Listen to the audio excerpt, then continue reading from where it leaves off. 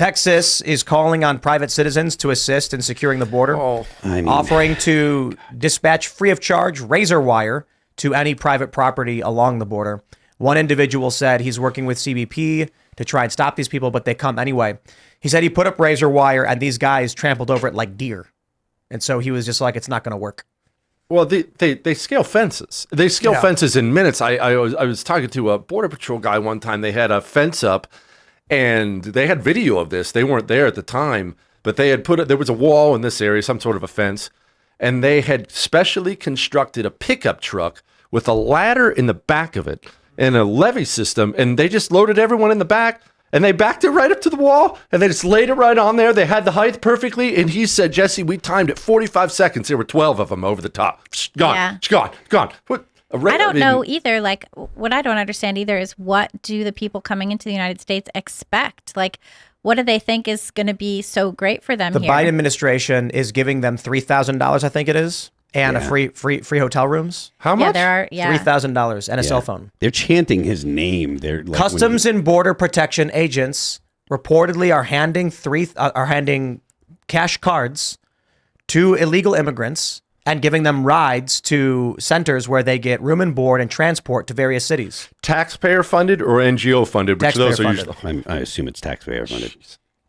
Because they can't report to their court cases unless they have the means to do so, which is the finances to live and travel and the cell phones to be contacted. Although their court cases are if 5 Customs years and down Border the road. Protection, if CBP just said, yeah, I'm not driving these people anywhere, then you'd have a mass load of people just sitting in Eagle Pass. You'd have 6 million people sitting at Eagle Pass, standing in their own shit.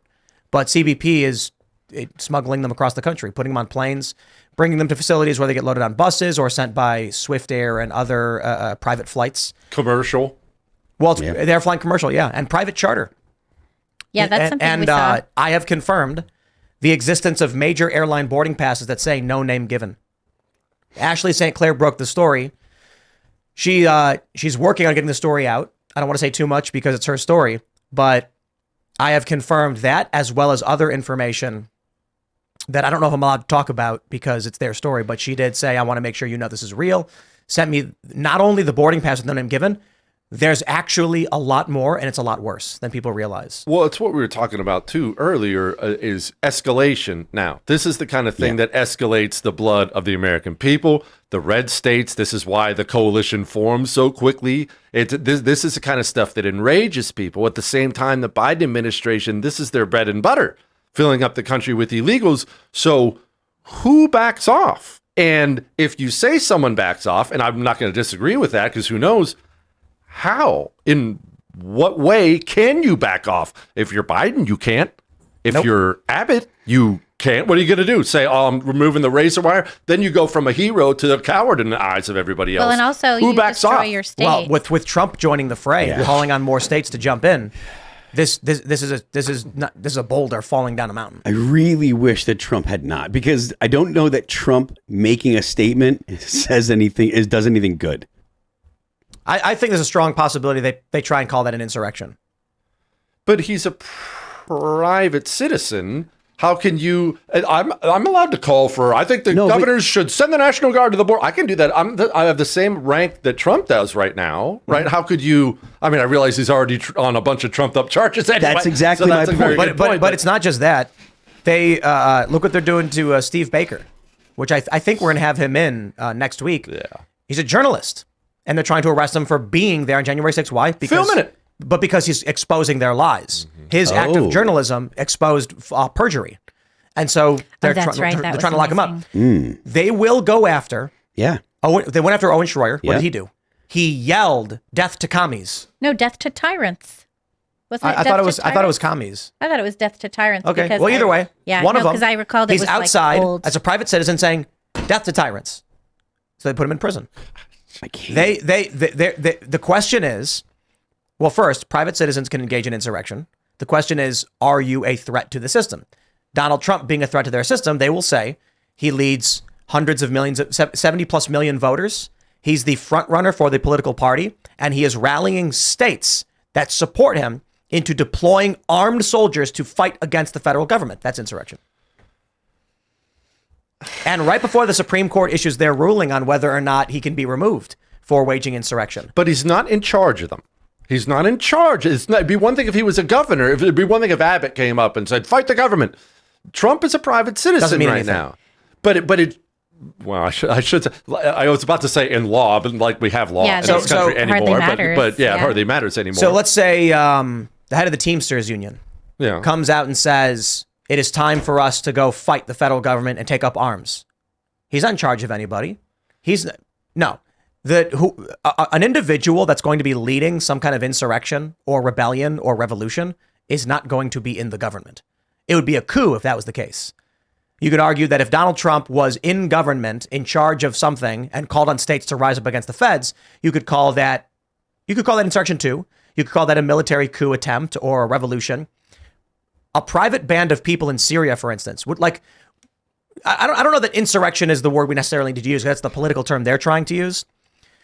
But the factions in Syria who are calling for people to rise up against Bashar al-Assad, would we say, yeah, but they're just private citizens. They're not involved in any way and we should ignore them. But they're marching down the street with people behind them. It eventually leads to an armed faction and a civil war. So who else would you accuse of insurrection? But this goes back to the escalation talk we were just talking. Okay, let's say I agree with you, and I don't necessarily think you're wrong if they're going to accuse him of insurrection for this too. They've accused him of insurrection for everything else. Are you going to escalate it by arresting him again for that? Well, now we've entered a whole nother realm too. You're going to go down, kick in the doors of Mar-a-Lago again, and arrest him again? They are going to push this thing to a place that I certainly don't want to see it go to a free. But that's the kind of thing. I think they will. How's it? All right, I should say, well, I think they would. I think they would. There's a strong probability that within a few months, this is. I mean, look, you've already got Democrats calling for the federalization of the National Guard. Donald Trump issuing a statement saying the Fed is derelict, they're in violation of the law, and the states should send National Guard down. He is. There's no reasonable person who's going to make the argument he did not say fight the Fed. People are going to go, no, he's saying just to get rid of the illegal immigrants. He's not saying to go to fight any. The Biden administration has ordered Texas to stand down, remove their troops so they can remove the razor wire and go back to letting. But it was an illegal order. It was an illegal order. The feds, you can't. Biden didn't have the authority to do that. But Biden does not have the authority to tell. But that's what I'm saying. It's an illegal order. But so actually, he does have the authority. No, Texas has the ultimate authority when it comes to that. Even according to Greg Abbott. Greg Abbott even laid it out today. He said, we have the ultimate authority. Only because they have violated the law in facilitating an invasion. But the federal government controls the borders. So the river is the jurisdiction of the federal government. The problem, what's happening right now is the federal government has made the argument that Texas is blocking them from getting access to their jurisdiction, the river. Texas is putting the barriers in their jurisdiction, Texas state. They're doing that to stop the migrants. Now, the federal government argued the migrants are still crossing, entering U.S. territory, which is our jurisdiction on the river, but they can't get in because of the razor wire, so they're drowning. That's Biden's argument. The problem is the Biden administration and Customs and Border Protection are engaged in a human smuggling operation in violation of Article 4, Section 4 of the Constitution. And I believe, what was the other reference he made? Was Article 4, Section 10, or was it Article 1?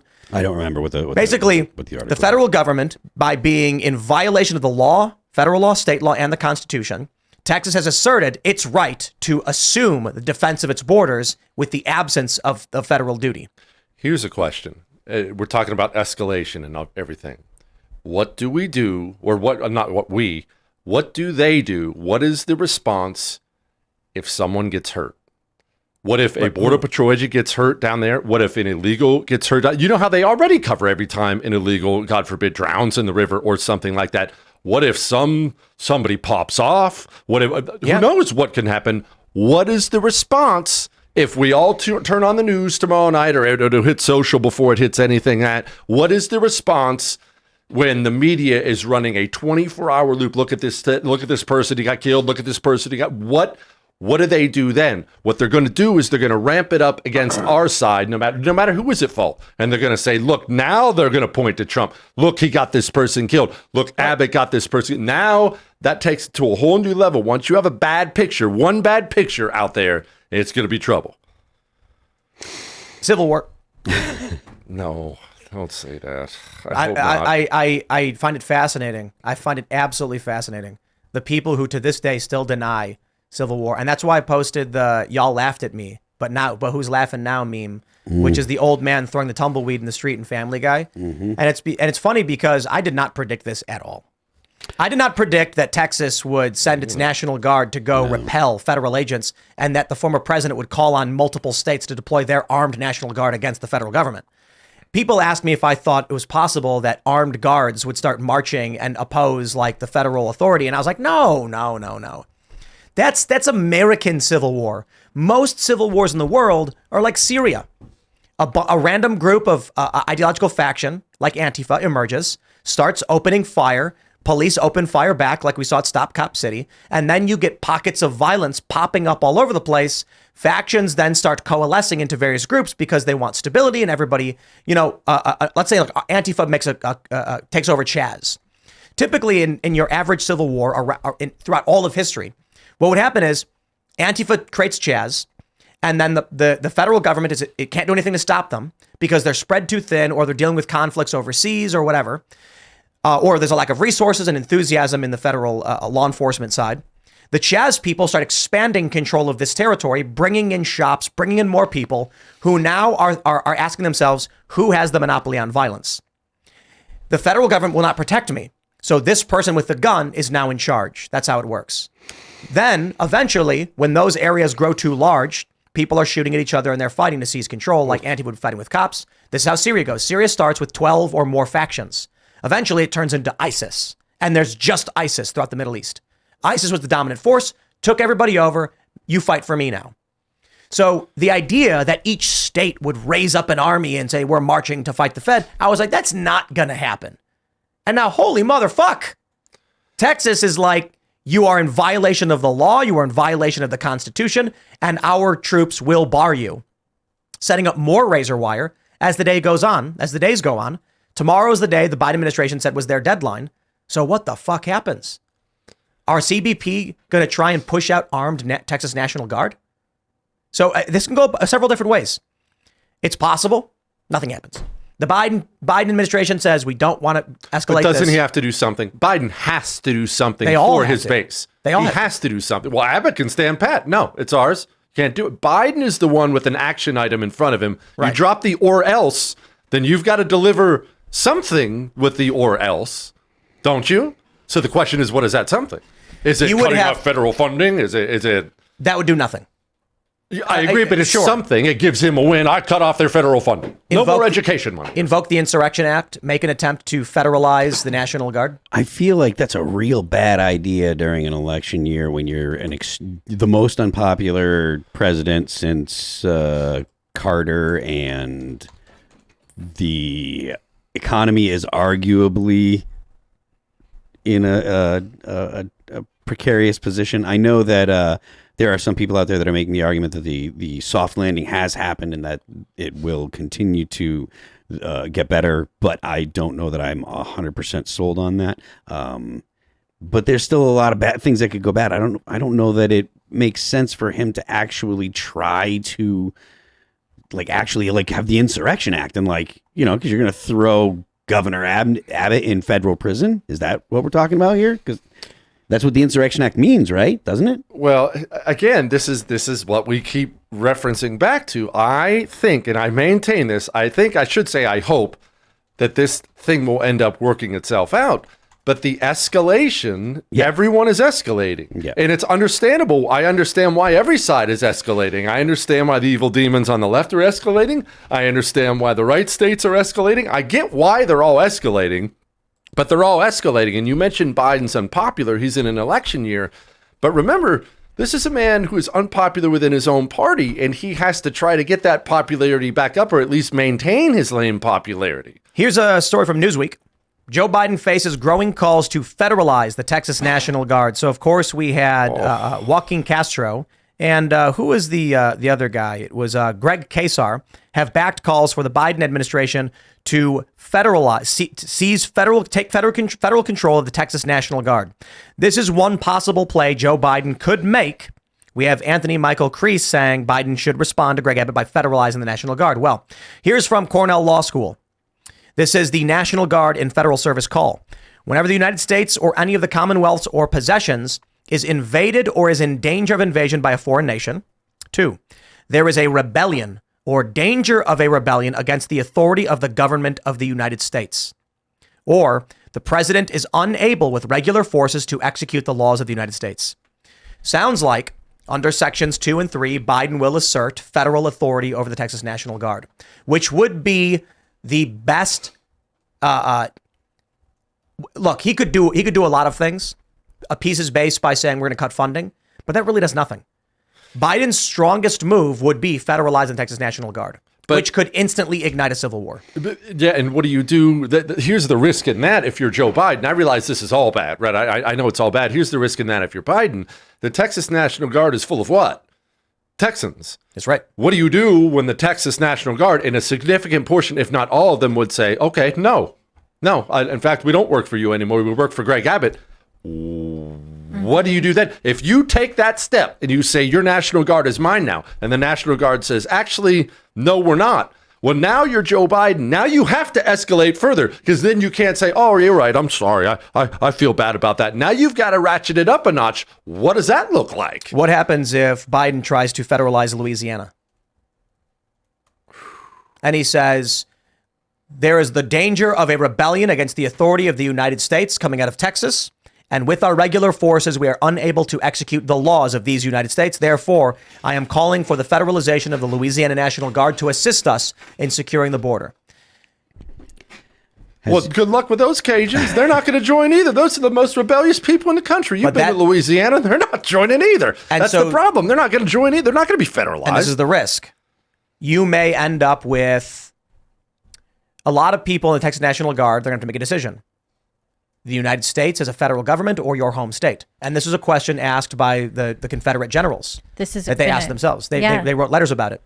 Why? This was a question asked by the colonists too. Right.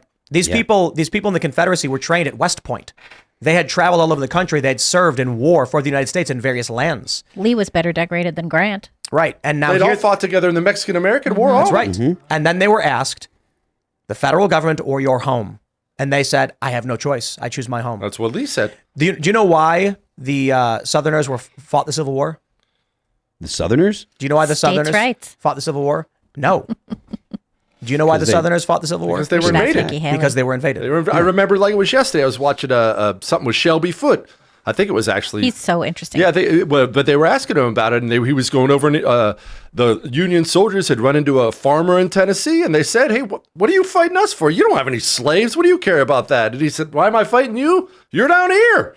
You're in Tennessee. What are you doing here?" That's the reason the Confederacy fought. Was very complicated and largely had to do with escalation of conflict pertaining to the expansion of slavery, Fort Sumter, sovereignty. Mm-hmm. But why did the average Southerner feel that they should enlist to join the ranks? Well, there's a lot of conscription, don't get me wrong, but where was the morale? They did not go to them and say, only 5% of the population owned slaves. Very small number of slave owners. The average Southerner did not own slaves. The overwhelming majority of them did not own slaves. But when the Union came in and started by force saying, you are under our boot, they easily go to a farm boy and say, protect your home. And they said, okay. But, and I don't think anyone here would argue with this, there is much less of that affinity to the state, set all the slavery stuff aside for the time being, there's much less of that affinity to the state today than there was before. I'm not saying there's none, but there's a lot less of that now than there was before, right? You misunderstand. There's no affinity to the state back then either. Oh, they loved their states back. Their state was their country back then. Kind of. But that's not the question a person asks himself. The question they ask is, your mom lives up the hill. Yeah. Are you going to wait for her farm to be burned down by Union forces because she's providing food to the enemy? Or are you going to protect your friends and your family? You would try and protect your mom for sure. So the Texas National Guard. I can't even believe we're talking about this. This is horrible. And it's not out of the realm of possible. It's crazy that we're even having this conversation. It is not. The state doesn't matter so much as the state has resources, jurisdiction, and combat power. So when it comes to Texas, the question will be, when the federal government, if they try to federalize the Texas National Guard, that 19-year-old kid is going to call his mom And she's going to say, oh my God, I don't know what you should do. What happens if you just go with Biden? I could get arrested. Well, then don't do that. I don't know. Mom, if the feds come in, it's going to be bad for everybody. I mean, these people are the border is a disaster. If I say okay to Joe Biden, our home is gone. Our state is in disarray. You know, we're going to wake up tomorrow morning and what we're going to have is a deal that's done. And it is a deal that's going to be done that each side will think makes them look good. And each side's base will hate them for it. If Abbott, backed away in some place, his base will hate him for it. Biden will hate him for it. You watch. It's going to happen tomorrow. They're both going to cave in some way to try to back off of this thing. You watch, because what you're saying, if they don't, is a likelihood. If they do not, yeah, I don't think they will. Going in that way. I don't think they will back down. Then you're saying that the two paths we look at right now are civil war or the entire collapse of the United States due to an invasion. Well, yeah, collapse is what they all want. Collapse is what they want. That's their goal. So when facing, when I've made this point because I think it shows the severity of the problem when New York City when Eric Adams says this will destroy us. I believe that's a quote. Yes. When the mayor of Chicago is having panic attacks and they're talking about building internment camps to bring the migrants, when New York's implementing curfews, it is an existential crisis to this country. Thanks for watching this clip from the Timcast IRL podcast. Hang out with us live Monday through Friday at 8 p.m. and become a member over at timcast.com for uncensored, members-only shows exclusive. Thanks for hanging out, and we'll see you all next time.